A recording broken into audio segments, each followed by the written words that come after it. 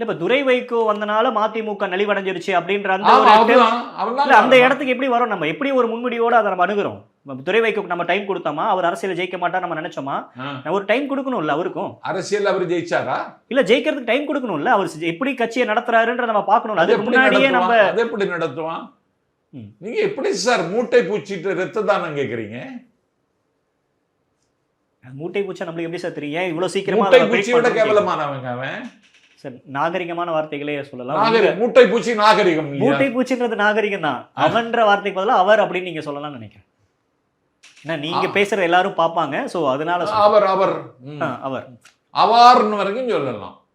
இல்ல அவர்னே சொல்லலாம் இல்ல அதான் துரை வைகோ வந்தனால கட்சியில ஒவ்வொருத்தரா வெளியே வர்றது எல்லாமே துரை வைகோக்கு ஒரு செல்வாக்கு வந்துருச்சு மக்கள் மத்தியில் அவருக்கு ஒரு செல்வாக்கு இருக்கு கட்சியில வைகோவுக்கு வராத வைகோவுக்கே செல்வாக்கு வரல இவருக்கு வந்துருமா? அவருடைய காழ்ப்புணர்ச்சி காரணமா ஒவ்வொருத்தர் வெளியே பார்த்து வராங்க யாருங்க காழ்ப்புணர்ச்சி பேசுவாரு கொள்ளுவாங்க? அவன்கிட்ட என்ன இருக்கு அப்படி? அவர்கிட்ட என்ன இருக்கு?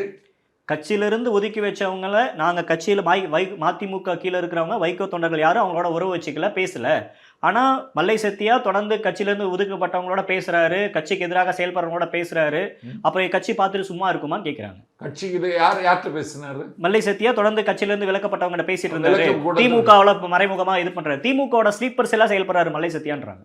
நீ இல்ல திமுக காலடியில விழுந்து கிடக்க சத்யாபா விழுந்து கிடக்காரு கூட்டணியா வேற சார் கட்சியா வேற நீ தானங்க திமுக காலடியில் விழுந்து கிடக்க. நீ திமுகவை விட்டு எந்த நோக்கத்திற்காக விலகினையோ அந்த நோக்கத்தை நிறைவேற்றினியா? நான் கேட்கிற எந்த பறவையாவது முட்டைக்கு திரும்பி இருக்கிறதா இதுவரைக்கும்?